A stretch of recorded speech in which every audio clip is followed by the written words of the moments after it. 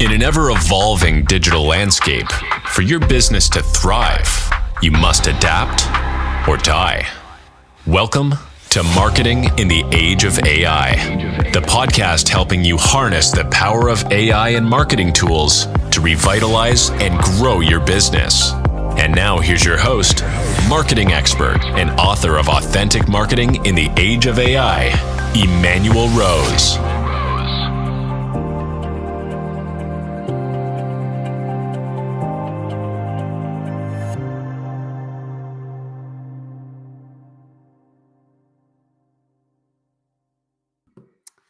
Welcome to another edition of Marketing in the Age of AI. I've got a great guest today. I'm really excited to talk with Brian Gregory, and we have a chance to talk about not just AI and the cutting edge and the way things are moving ahead, but also he's kind of an old head, and so he understands the fundamentals. And we'll have a chance to bounce back and forth between what is good marketing today compared to what good marketing was years ago, and how the fundamentals stay unchanged, but the wrapping paper is a little flashier. So, Brian, welcome to the show. Thanks, Emanuel. I'm excited to be here. Let's rock this thing and really reveal some knowledge under those rocks.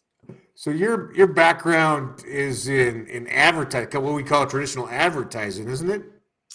Yeah, I had publications and a small agency for about 20 years, if you add it all up, and magazines, newspapers, traditional Main Street USA style advertising, selling it to every kind of business you can imagine, thousands of businesses, and then eventually becoming a small agency to help businesses in my area to create those kind of messages more effectively, which is a huge problem facing small businesses today. And so that's the quick version of the last 20 years of my life. Yeah, I got you. And so what are some of the fundamentals that you've kind of carried over from the newspaper days into what we're seeing today in 2024? Well, I always tell people that tech changes. Tech changed since you just introduced me, right? It's already changed. We can't stop it. It's running ahead of us at a million miles an hour, and we're just trying to just hang on to something, right? For sure. But humans haven't changed in 10,000 years. And that brings up a really interesting thought. If I'm selling to humans, wouldn't it be smarter to study how humans respond than maybe trying to master all of this tech that is just evidently, it's just endless what we have to deal with? It's supposed to make your life easier, right? All this tech is supposed to make it easier. So far, it hasn't happened for me. I don't know about you.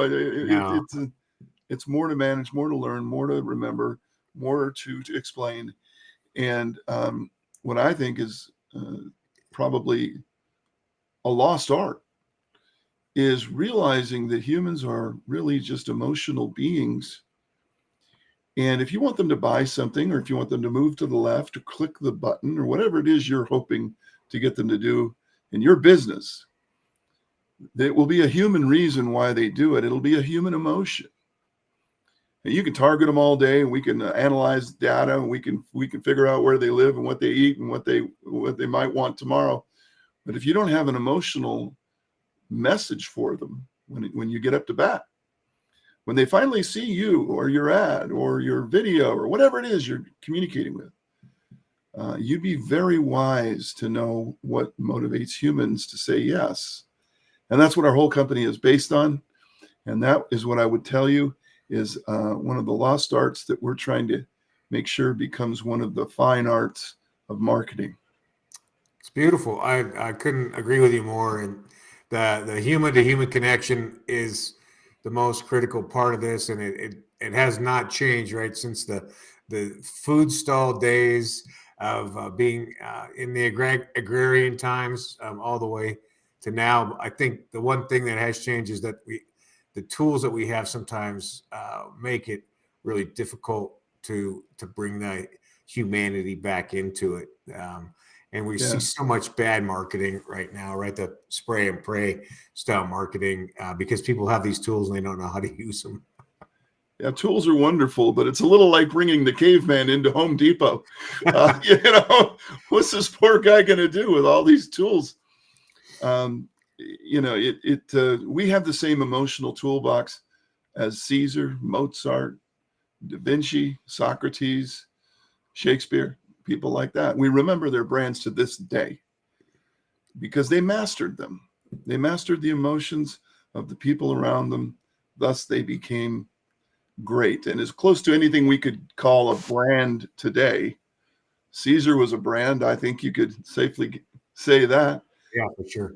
They didn't understand branding, but they understood how to stand out and how to use emotions to their advantage. And as early as those, thousands of years ago. So you can still learn to use them to your advantage. And that's what we're going to uncover some of those little secrets today and show people really we haven't changed that much. So that's the good news. There's something staying the same. At least one thing you can hug in this river of tech that's flowing fast. You can grab onto the rock of humanity, which is emotions, and it's never going to change. Yeah, so then I agree with that, and I think that is critical for us as marketers. How are you seeing that the AI is able to support and help us as marketers bring those emotional messages to our prospects? It's a great question because AI can't be emotional. And so by its very nature, it doesn't truly understand, at least I don't think it can truly understand emotions. It can recite what other people have said about emotions, and it can paint a pretty good picture. But that picture is not going to be a Rembrandt, is it? And it's smart. It knows everything. It's great for tasks. Analyze this. Give me all the keywords for this. Type me something up about the Statue of Liberty. Boom, there it is. Amazing, to be able to just call something like that into existence. But if you're trying to sell product, I think AI will have to eventually be emotionally inclined. Mm-hmm. It will need to monetize itself to exist. I mean, you can't research things forever. Sooner or later, you got to come out with products to sell. Right. Yeah. Someday we got to sell a tube of toothpaste with this AI. Now, if we can start selling some products, because AI understands the human emotional genome, now you got something there that's probably very interesting to a venture capitalist. Well, we're not quite there, are we? But we're getting there. Now, we've created an emotional algorithm. As far as we know, it's the only one in the world. And that algorithm, if you will, is possibly one of the pieces AI will need to truly understand us in a human way, instead of just regurgitating all of the data that's thrown into the internet and trying to make some sense out of it, which it does. I'm not down on AI. I'm just saying that it's not quite human enough yet to be human in so many ways. And one of those ways is in persuasion, marketing, advertising, copywriting, all that stuff we call sales. All those things wrapped into that bundle. It still takes an emotion to make someone buy every single time. I think that's good news, though, right? Because that emotion and the human connection is what we can bring to that otherwise single dimension piece of work, right? So we as marketers still have to interact with the output of the software that we have, even as dynamic as it is in real time as it is. We still have to have and add that little bit of spark to make it seductive. Yeah, you don't need AI because you were born with the gift of 1,000 lifetimes. You were born with this toolbox of emotionality. Animals don't really have anything close to it. Machines don't. As far as we know, we're the only living beings in the universe with emotions, as far as we know. And so you can use this toolbox you were given. It's just unbelievable what you can do with it. You can persuade, and you can market, and you can get along with others. And there's so many things that, that are emotional. In fact, most things we do during the day, believe it or not, are emotionally driven. Right. You get up, you go to, you brush your teeth. Well, you don't want your breath to stink. So that's an emotionally driven thing to do. The fear of having bad breath makes you brush your teeth if nothing else does. And so every little task that we do to get something done quicker, better, smarter, or with less effort. And it's all emotional and motivated. And once you learn that humans are emotional when they're put into action, you can learn how to put people into action. Otherwise, we would have died off a long time ago in the cave.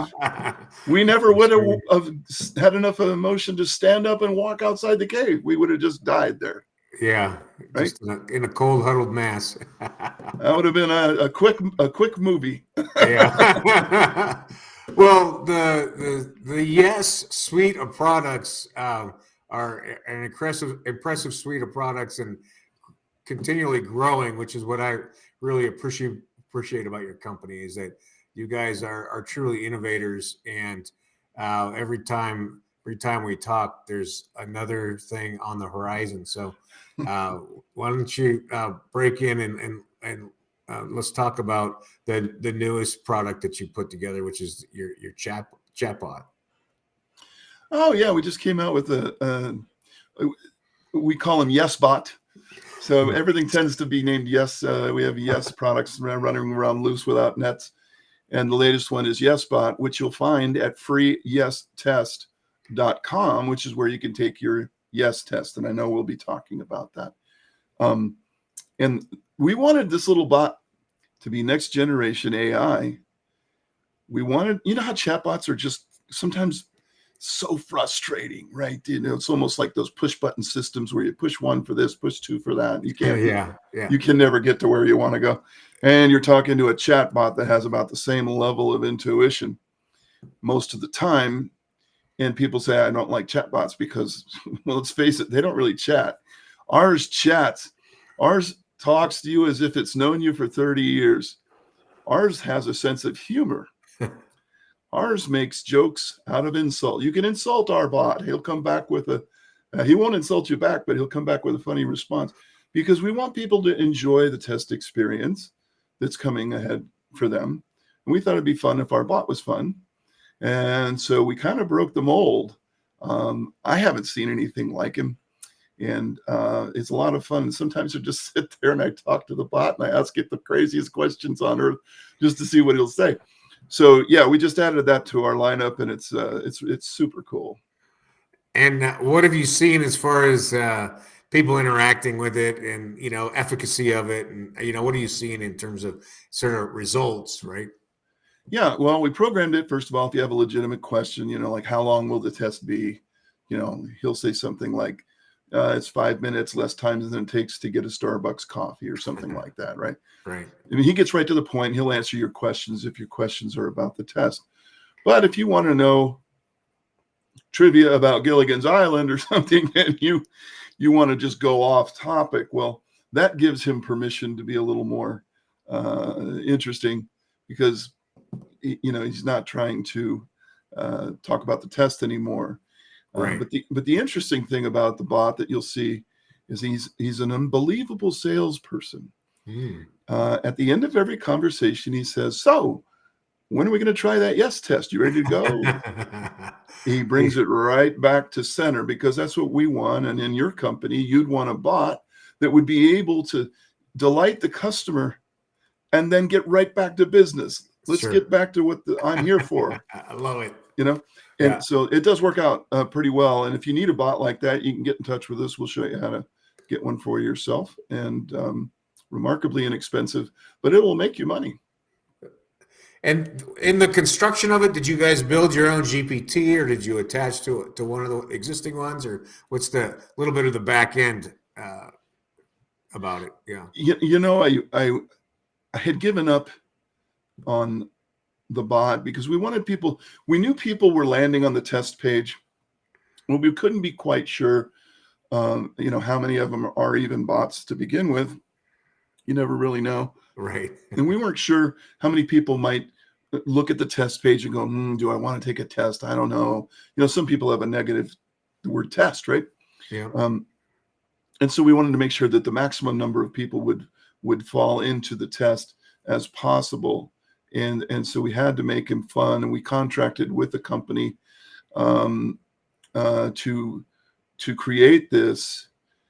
And it was interesting. They said, "You're the first company to ever ask for this," and they're an AI company, and because we're not really, we don't create AI. We're taking advantage of it, right?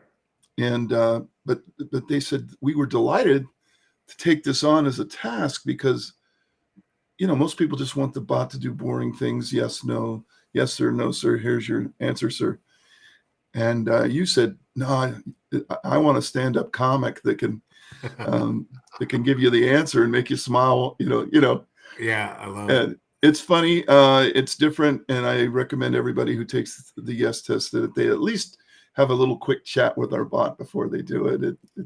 And they'll see. And you might find a way to use it in your own business. Of course, you don't have to call it a yes bot. You can call it anything you want.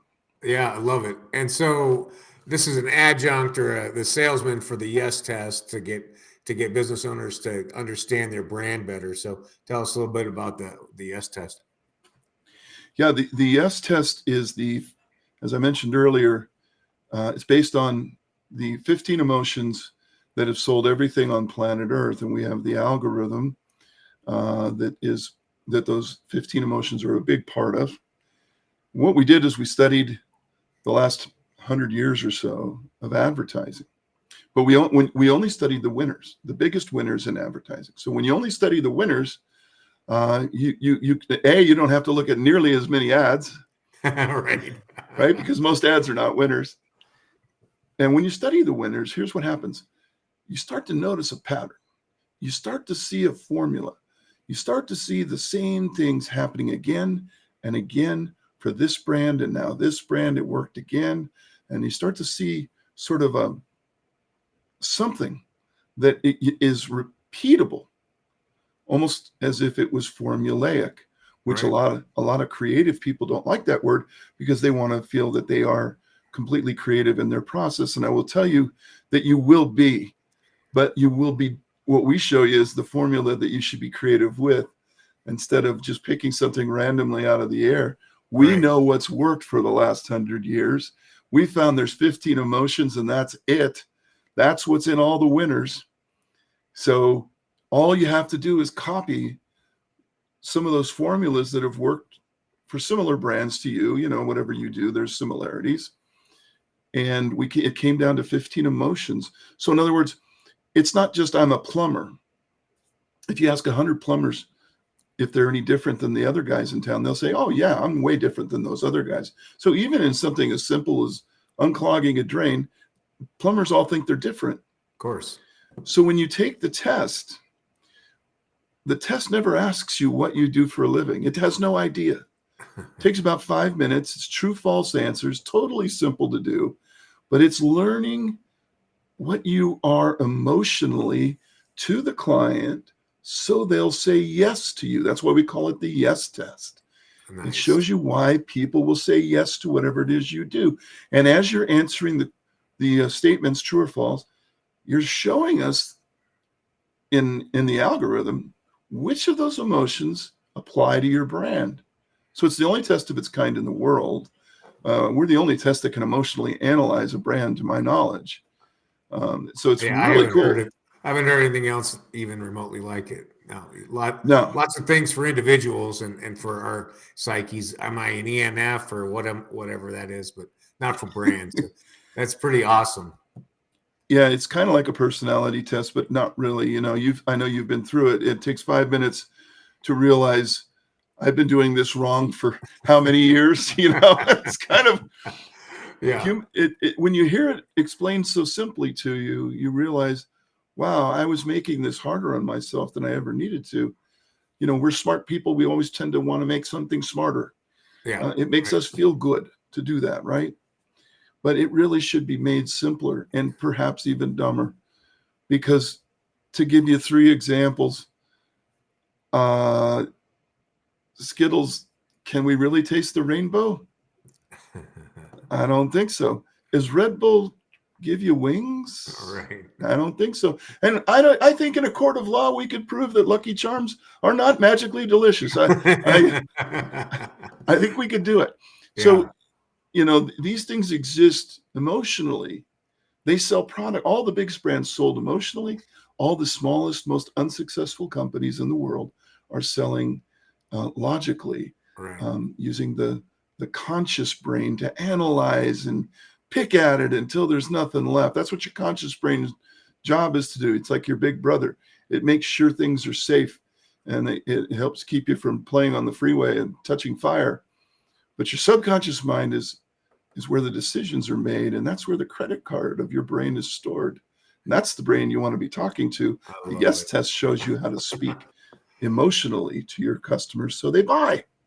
Yeah, that is amazing. It is an amazing tool, and not only that, but then you get a nice email message every day, which is a little marketing inspiration on top of that.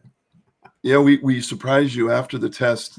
I guess it won't be a surprise now. Oh, I let the cat out of the bag. That's okay. We actually have 100 emails. You get 2 a week. We call it the brand canon, and basically each email teaches you another little nugget of emotional marketing. Now, I didn't say marketing, emotional marketing. And that's why people, our open rate on our emails is 55% across all 100. It's because it's truly different. It's truly better information. It's not what you learned in school. I will guarantee you that. But it's something you should learn if you want to be successful. And each little nugget, it takes a couple minutes to read our emails. You've read them.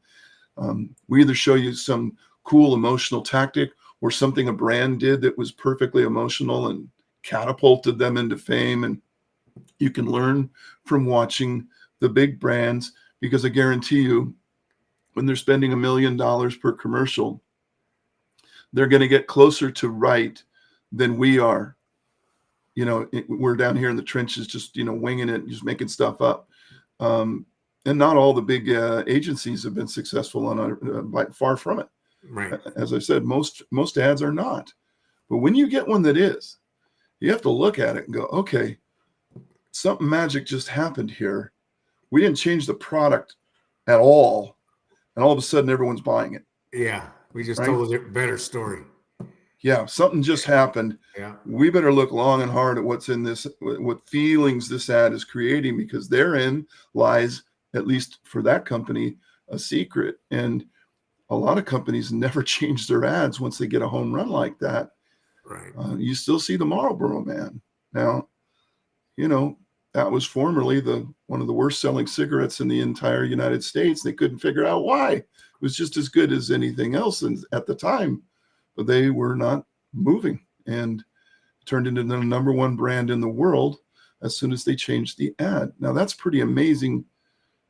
And it doesn't matter that it's, I know we're all pretty much down on smoking these days, but you have to look at the turnaround of that.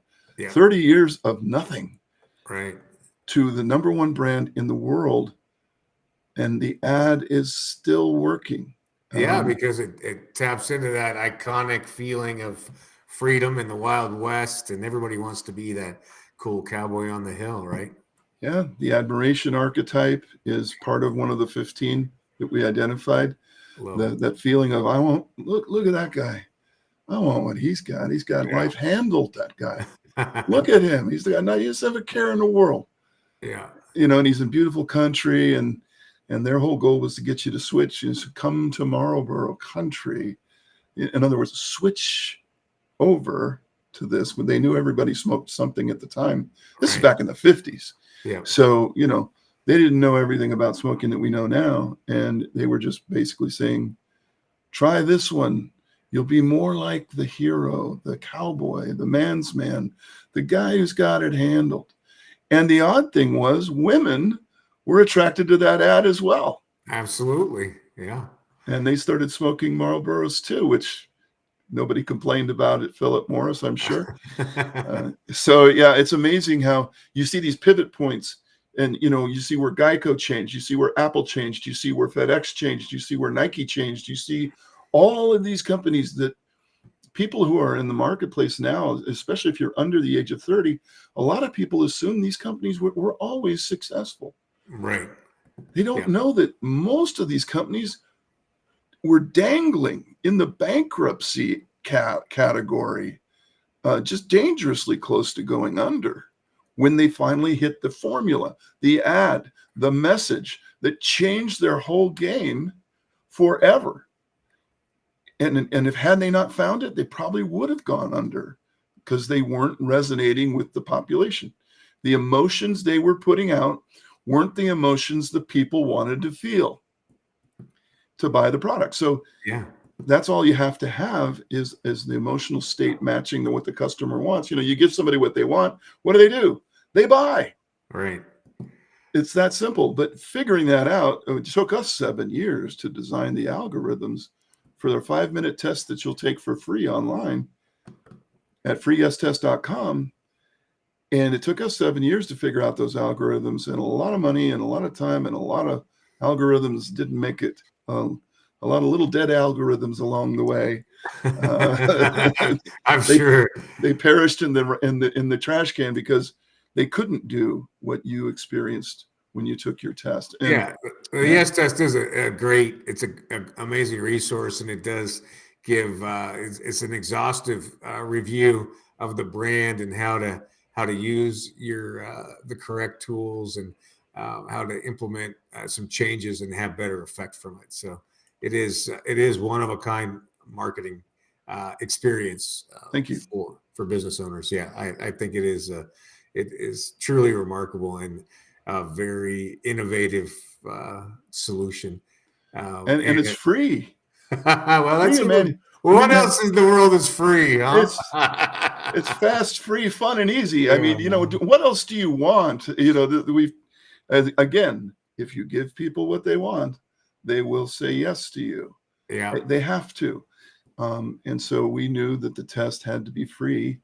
Well, I got to talk about one of your other products that I really love, because I think it is the SEO secret of this little bubble that we're in right now. It probably will continue to be, but I've seen that the way that you approach the press releases and the success that I've had with press releases is pretty phenomenal, to where I've got keywords now that are ranking above LinkedIn and Twitter and YouTube. And it's only just after a few months. So tell us a little bit about what you're doing with the press releases. Yeah, thanks for bringing that up. Well, we talked to thousands of business people, and we're getting them to take the test, and we're showing them some of our other products. And one of the things that became obvious after a while was that they couldn't, in most cases, afford proper SEO, and they didn't like the waiting time that it takes to do it right. The people doing SEO the right way will tell you it's not going to be cheap and it's not going to be overnight. Right. And they'll do a good job for you. But a lot of people couldn't afford that, and they were looking for tools. They just wanted to get out there. The post-COVID economy has put so many people in business and out of business that we're all looking for that magic wand. So how do you get on page 1 of Google without spending $10,000 a month? It's pretty tough to do. We came up with the press release, which is not new. I mean, I was in the magazine business. Press releases have been around since there was a newspaper to read, right? Sure, yeah. I don't know, hundreds of years. There's been ways to get your story in the paper, but guess what? The editor in chief now is Google. Yeah. And so if you really want your name to hit out there with a splash, or you want somebody to know you got something new going on, yeah, you should post it on social media. Of course, you should put it on your website. But if you want to make it available to the world, you got to get it on Google. And one of the best ways to do that is to syndicate a press release. And in essence, what that does is you create a 500 words about why you're great, what you've done, an achievement, and something notable, something newsy. Make a newsy announcement about something you've done. And we put that on over 450 news websites and radio, TV, newspapers, all kinds of different sites, every kind of site you can think of. And when somebody searches for, as you mentioned, those keywords, we make sure that those keywords are in the press release, right, in the right spots. It's all part of the coding. So that when Google goes hunting, somebody has searched for something and it searches, I don't know what it does. I don't think anybody can tell me what Google does when I type in a search word. God only knows what is happening, but I know it's trying to find the most relevant answer to this search, and it will find those news sites, and on it will find your press release that's been placed there. And in that press release are the keywords that it thinks it needs, and it will take that press release and put it in your page one Google search results, because it's news from a credible source. It's not your news, it's someone else saying it, because we know everything on your website is promotional, everything on your LinkedIn is promotional, everything on Alignable that you say is promotional, everything on Twitter and Facebook and everything else. But press releases are sanctified. They are truth. They are unadulterated announcements of truth, and Google considers that a pretty good thing to show. And we found that we were able to create a really fine press release, as you've experienced, and all of a sudden that press release is relevant, and even perhaps more relevant than some of the websites you're ranking so high on already. For sure. It's an amazing thing for a small business. And I guess the best thing about it, it's downright inexpensive, depending which plan you have with us. It runs the gamut of price, but the going rate for something like this is $500 to $1,000 each time out there in the big bad world, and we're able to do it for a fraction of that, and truly just give you the ability to do this again and again and again and again and again, and all of a sudden you're all over the search results. Oh, that's for sure. And every time I send one in, I'm afraid you're going to tell me I used up my allotment. I can't send any more press releases about myself in. So, well, you're a smart guy. You're not only using it to promote your own business, but you're helping your clients promote theirs, and you're offering the same tool to them as so that you can make some margin off of us in some way. And a lot of people are doing that because by pricing it as low as we have, we've opened up that door to enable that. And we want that. We want you to do great with our products, so that you'll always want our products. Right. It makes sense. And we don't make a lot of money off you. Right. You know that. Yeah. But we're going to see each other for a long time. And who knows what product you might be interested in next. Absolutely.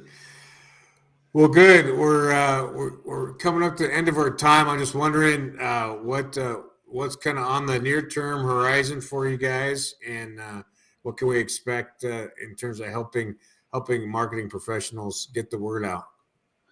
Well, our goal is to give away 1 million yes tests. So everybody write this down: freeyestest.com. You can go there right now, and in 5 minutes, you're going to get some answers for your brand. It'll blow your mind how fast and how easy it is. And how accurate. Yeah. Yeah. It's a little, I've had people accuse me of spying on them and everything else. We don't spy on you. We don't scrape your website. We don't know. We have no idea who you are when you're taking this test. You could be a brain surgeon or the guy who cleans my pool. I mean, and we don't know. Yeah. And we wanted it that way on purpose. We don't want no outside influence in this test. The test has to be completely unbiased while you're taking it. And so do you. I mean, to the greatest degree possible. We're not trying to lead you into any particular answers. You can say true or false to anything you want. No, it's a powerful tool. Oh, I'm sorry. Go ahead. In the future. I was going to say, in the future, we just brought out a product that a lot of people are not aware of. It's called ProPack. Now, this is an expensive product. Most of our products are in the hundreds of dollar range, or even less. And the new product is $5,000. And so people are like, oh my God, what's that? Well, that's for pro agencies. If you consider yourself a pro agency, and you know who you are, if you resonate with that term, then you might want to reach out to us about ProPack, which gives you all of the IP of our human algorithm genome, all of the answers, all of the branding solutions, strategies, tactics, formulas, words, phrases, metaphors, colors, upsells, win-back campaigns, even the gifts you should be buying your customer if you buy them a gift, for all possible products and services. If you're a member of ProPack, your agency has access to that. Literally makes the job of ad creation and branding, marketing a breeze, because the answers are already in there. All you have to do is put your own creative flair to it and sit back and watch the client be impressed with you. So that's a new product that we can only talk to, obviously qualified agencies about. We're happy to do that. In the meantime, just keep taking yes test, folks, and tell everybody, tell every business in America. But you know why? Because every business that I meet online, the owner is working his or her butt off, right? Nobody's going under because they're just so lazy, or they have horrible employees, or the government's out to get them, or all these things we hear about. You know what? Why they go out of business? Because they failed to craft a brand heard above the noise. Right. The noise being everybody else. And we show you how to get above that, to be seen, to be remembered is one of the best attributes of any brand. If you can't make a sale today, at least remember who I am, right? Yeah. Take the test, folks. Tell everybody that's in business to take it. You don't have to buy any products from us. We're not going to show up at your door with a sales kit. Just take it and learn what really works on human beings when it's time to persuade them to buy products and services. It will blow your mind, and I'll stop talking there. All right. Well, Brian, everything you said, I agree with, and I appreciate the emotional evangelizing and the fundamental sound marketing. We'll put contact information for you in the show notes, and I truly appreciate your time today, and thanks for sharing with everybody about what you guys are up to, and best of luck. Emanuel, it's an honor, buddy, to be on your show and to know you as I do now. Thank you very much. I'm humbled to be here on your show, and I hope I did a decent job. And you did great. It's awesome, and I love the work that you're doing. So thank you, and have a good night. As you as well. Okay, cheers.